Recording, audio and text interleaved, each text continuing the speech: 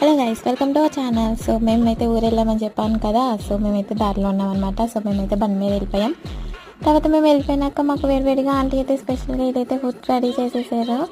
So నేనైతే ఈ process కూడా మీకైతే చూపిస్తున్నాను కదా. సో తర్వాత మేమైతే తినేసినాక ఇంకా మంచిగా ఆంటీ వాళ్ళకైతే షాప్ ఉందన్నమాట, అంటే బట్టల షాప్ కూడా ఉంది.